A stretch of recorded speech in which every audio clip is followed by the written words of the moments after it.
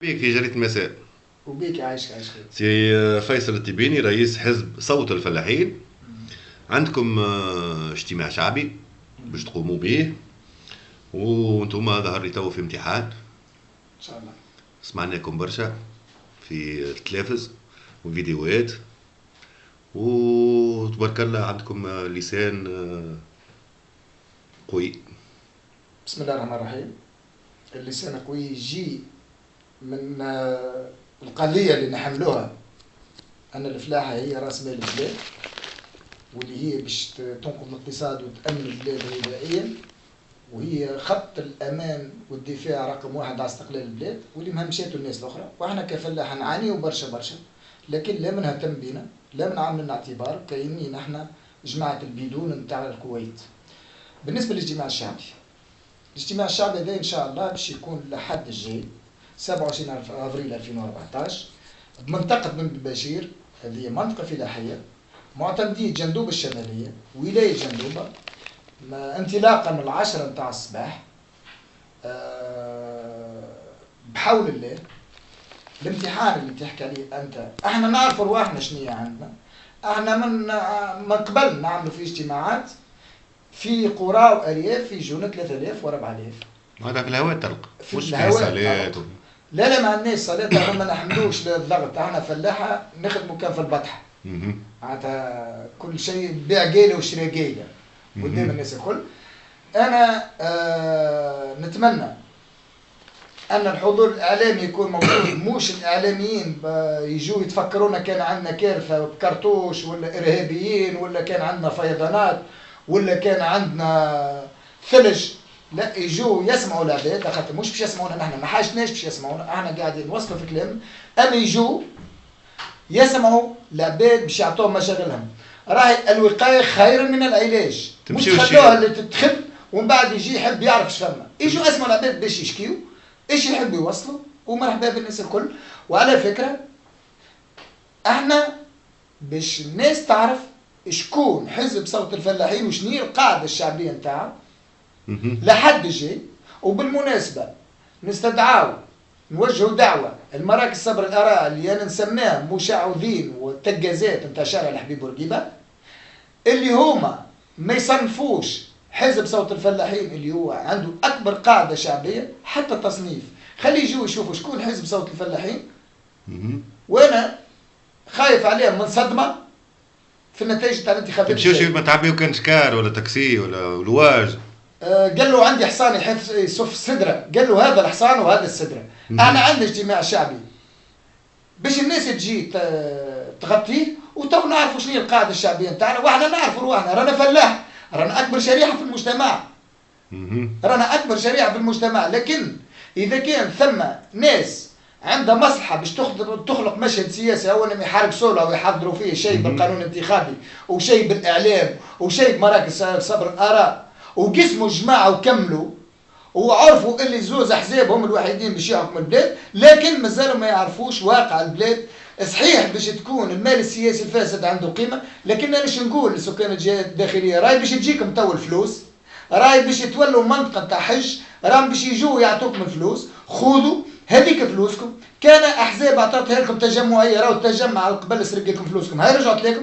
كانت تابعه الترويكا، راهي فلوس نتاع اللي سرقتها الترويكا هاني رجعت لكم. كان رجال اعمال راهي هذيك الفلوس اللي سرقت لكم هاني رجعت لكم. حطوا في جيوبكم، هذاك حقكم رجع لكم بطريقه اخرى. لكن نهار الانتخابات انت تعرف روحك شكون تحط، على خاطر باش يعطيك فلوس باش تعيش شهر وشهرين، لكن باش يدفنك بقيه عمرك وباش يخليك في الوضعيه اللي انت فيها. سي فيصل، انت ظهر لي رئيس حزب ما تحبش تعمل السياسه على حسب ما طلعت على الجرايد وسمعتك في التلفزيون. انا كنت متوقع في روحي نكره السياسه، لكن طلعت نكره السياسويه، وهذا الفرق. احنا حزب اقتصادي اجتماعي تنموي. علاقتنا مع اسلامنا وديننا ما فيهوش حتى نقاش. انا ننصح جميع الاحزاب اللي عندها مرجعيات فكريه وايديولوجيه يفكوا عليها من السياسه ويمشوا يعملوا جمعيات خير لهم، ويتلهوا يرخوا ويتلهوا ويعملوا حوايج اخرى، على خاطر السياسه اللي ما تخلقش برامج اقتصاديه اجتماعيه تنمويه باش تحقق اهداف الثوره راهي ماهيش احزاب باش تندثر بطبيعتها. ماهيش احزاب. هذه المرجعيات الفكريه والايديولوجيه راهي ما تبنيش مستقبل البلاد. انا شو نقول؟ الثوره الزواليه وقاموا بها ناس زواوله من اجل التنميه، من اجل التشغيل، من اجل العداله الجهويه، من اجل تقسيم العادل للثروه الوطنيه. ما تنجح الثوره هذه في تحقيق اهدافها الا ما يشد البلاد او يحكمها انسان عاش الفقر والتهميش وما يكون كان من الشباب. انا نقول الشيوخ السياسه اليوم ثم شكون اللي يهني في عبد العزيز بوتفليقه بتوليه 5 سنين اخرين. احنا ما ندخلوش في خيارات الشعب الجزائري، اما شيوخ السياسه يحبوا يقولوا لنا هاو مثال في الجزائر راجل كبير وشد البلاد باش هم يلقوا رواحهم اعضاء. انا نقول لهم سيبوا البلاد للشباب، ما تحشموش على رواحكم وقت اللي تشوفوا اللي ايطاليا بعثت لكم وزير الاول نتاعو عمره 39 سنه. ولذا اليوم شيوخ السياسة تنجموا تكونوا مرجع، لكن سيبوا الشباب يبني بلاده. نهار 27 باش يقع إعلان عن مولود جديد اعطيتوه اسم حركة 0808. بشرى الأهالينا في الشمال الغربي. المبادرة كانت مني أنا فيصل التبيني رئيس حزب صوت الفلاحين، لكن باش يعذروني القياديين نتاع الحزب في الجهات الاخرى ما همش ولاد الشمال الغربي. راني بالقصد هذا خديت المبادره هذه كابن الجهه ابن الشمال الغربي. مع عليه زيرويت، عليه زيرويت يعرفوها، هما يعرفوها. انا مره كتبت زيرويت فهمت يبداو يسبوا فيا الناس يقولوا لي شنو هي كلمه زيرويت. ما عادش تغلط ظهر فيك انت انسان طيب وما تقصدش. مانيش من زيرويت، انا من الجنوب، لكن قالوا لي زيرويت. زيرويت هذه كلمه حطمت ابناء الشمال الغربي، قضات على عائلات، قضات على كفاءات كبيره في الشمال الغربي، على خاطر كانوا يهينوا فيهم بالكلمه هذه. احنا اليوم نحبوا تكون الزيرويت متكلاسي على 10، نحبوا نحن نكونوا 8 على 10، مش 8 تحت 10، لا 8 على 10. نحبوا الزيرويت اللي كانت عارة بالنسبة لنا نحن تكون هي نقطة قوة تدفع نحو تحقيق التنمية في الشمال الغربي. ويعني شنو زيرويت؟ يعني شنو زيرويت؟ يعني المناطق الكيف سيديانا باجة جندوبة هم المكونات نتاع زيرويت. المبادرة هذه أبوليتيك لغير متحزبين والمنتمين للأحزاب المستقلين، باش تكون عندهم مقترحات تنموية. على خاطر شنو اللي خلانا ناخذ المبادرة هذه؟ أن تهميش الشمال الغربي رغم ما يملكه من ثروات بشرية وطبيعية اللي ما صارتش في أي جهة أخرى من جهة تونس، باقي تهميشها. كي تجي تشوف آخر حكومة فيها 28 وزير وكاتب دولة ما فيها حتى واحد من الشمال الغربي. كي تجي تشوف الزيارة الأخرانية نتاع السيد مهدي جمعة اللي الوالي والناس اللي معاه مشاو قدوا له بيضوا له الدنيا وقدوا الكياسات باش يغطيوا العيوب الموجودة في الجهة. اليوم اللي هم يقول لك احنا عطينا استقلالية نتاع الجهات الداخلية في الدستور، إذا كان باش تخلي لي الوالي هو اللي يرقص المجلس الجهوي راهو شيء ما عملنا. وهم ما تعرضوش باللي صار في سيليان نهارة المواطنين خرجوا من الولاية وخلوها للوالي. احنا نعتبروا تعيين الوالي والمعتمد مواصلة لتهميش الجهات الداخلية واستعمار من المركز للجهات الداخلية. احنا عملنا من البودرة هذه باش نظهروا للناس الكل شنو الكفاءات الموجوده. ما تمشوا لي زوز احزاب، هذا واش نفهم انا. لا ما عندنا صوت الفلاحين، عندنا حركه. لا ما عندها حتى علاقه بالحزب. احنا قلنا غير متحزب. شو باش يعملوا هذوما باش يكونوا عندهم مقترحات تنمويه في الجهه نتاعهم متنبع من الواقع نتاع الجهه، وهما باش يدفعوا نحو تحقيقها وتسهيل مهمة جميع المستثمرين اللي باش يجوا غاديك سواء كان من ولاد الجهة ولا من الخارج. واحنا نقولوا لولاد الجهة إذا كان ما بديتوش أنتم في الاستثمار راهي ما تجيكمش ناس أخرى من بلايص أخرى باش تستثمر.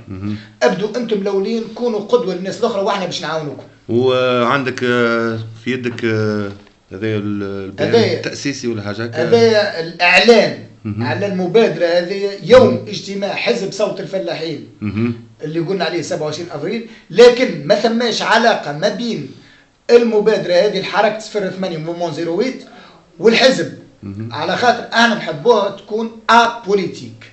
ولذا المناسبه الوحيده اللي تجمع بيناتهم هو استغلال الحزب والاجتماع نتاعو يوم 28 بحضور العباد باش نعلنوا على المبادره ذي، والاخبار يطلع على ذكر بحكم وان نحن بصراحه نقولوها لاقين معناتها تهميش اعلامي كبير من وسائل الاعلام، خصوصا التلفزه الوطنيه الاولى واثنين والاذاعه الوطنيه اللي هم مفروضين. احنا ما نحكوش على الاذاعات التلفزه الخاصين خاطر هم احرار، لكن احنا عندنا حق في التلفزه الوطنيه الاولى والثانيه والاذاعات الوطنيه دوك عندنا فيهم حق. مهمشين الاعلاميين ما لقيناش حتى فرصه باش نعبروا، ولذا باش نستغلوا الاجتماع باش نعرفوا في المبادره هذه. وعلى فكره الناس اللي هم منخرطين في الحزب من الشمال الغربي ويراوا رواحهم انهم قادرين باش يعطيوا في الحركه اكثر من اجل تونس مش من اجل الشمال الغربي فقط، نحن نقول لهم رانا مسامحينكم، ما يسالش برا عاونوا البلاد خاطر احنا مصلحتنا رقم واحد هو البلاد. عندكمش رجوعك اني ما نحبش السياسه، انا ما عنديش طموح سياسي، لا نحب نكون وزير لا نحب نكون رئيس، ما حاجتيش. نحب انسان بالافكار اللي عندي في بناء البلاد هذيا، لكن الحزب عنده طموح سياسي، عنده طموح باش يكون شريك فاعل في بناء البلاد هذيا من خلال تنمية الجهات الداخلية والاعتناء بالقطاع الفلاحي كقاطرة تقود الاقتصاد. واحنا عندنا كفاءات وخبراء في جميع القطاعات والميادين، والشيء منهم باش نبينوه في الاجتماع الاخراني. وان شاء الله يكون احنا ما نحبوش نحكموا بقدر ما نكونوا شركاء في بناء البلاد. ثم فرق بعيد نقول انا للسياسيين راكم ما جيتوش باش تحكموا البلاد، جيتوا باش تخدموا البلاد، بدلوا لغتكم راهي العباد كرهتكم. صحيح. ما عندكمش حركة 07 ولا 06 ولا؟ احنا من بعد المشهد السياسي اللي قاعد يتصنع واللي قاعدين الناس الكل نعرفوه والناس الكل توا ثم شكون يخبي ثم شكون عارف شنو. المشهد السياسي ما بين الزوز احزاب بين قوسين الكبار، تو نهار الاحد في اجتماع حزب صوت الفلاحين نشوفوا شكون الاحزاب الكبار، تو نشوفوه. انت تتصور معناتها باش يعملوا كومبلي؟ تو نشوفوا احنا جينا الامتحان وتو نشوفوا شنو هي. اذا كان المقياس نتاع الكبر هو القاعده الشعبيه، حزب صوت الفلاحين راهو الاول في تونس. واذا كان المقياس هو خدمه الانجندات الداخليه والخارجيه والمال السياسي الفاسد، حزب صوت الفلاحين راهو الاخرين. احنا لا عندنا فلوس ولا عندنا اجندات لا في الداخل لا في الخارج، نحبوا نخدموا البلاد. حزبنا يحب يكون شريك في بناء البلاد، هذا الشيء يحب. قداش تتصور فيها القاعده نتاعكم؟ القاعده تو يعرفوا النسبه منها نهار لحد الجاي، ومعلومه راهو لحد الجاي معناتها اللي باش تراوه من حضور شعبي هو نفسه في جميع جهات الجمهوريه، في جميع جهات الجمهوريه مش في الشمال الغربي برك.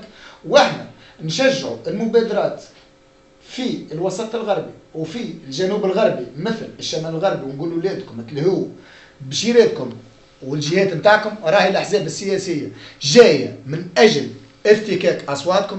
توا راهي باش تبدا هجره وحج للجهات الداخليه باش تجيكم الفلوس، باش يعطوكم الفلوس باش تنتخبوهم. اما انا نقول لكم خذوا، راهي الفلوس هذيك تسرقت لكم قبل واليوم راجعه لكم، خذوها حطوا في جيوبكم ومن بعد بروا ما انتخبوا اللي تحبوا، على خاطر ما ثماش انسان باش يخدم انسان ويعطيه الفلوس الا باش يغشها. راهم باش يعطوكم فلوس باش تصرفوا عام ولا 5 شهور ولا 6 شهور، هذا تقولوا لهم ومن بعد باش تبقوا عمر كامل مهمش. تقول لهم ياخذوا الفلوس اما صوتوا للصوت لا ما نقولوش صوت الحزب صوت الفلاحين، صوت للي تلقى فيه البرامج اللي تستحقها. اليوم المجلس التأسيسي قاعد يعمل في قانون انتخابي باش يفك فيه السلطة نتاع الشعب باسم القانون، وباش غدوة نعيشوا البيع والشراء نتاع النواب داخل مجلس النواب اللي فضيحة لا صارت لا في عهد بورقيبة ولا في عهد بن علي. عايشك بارك الله فيك سي فيصل. عايشك.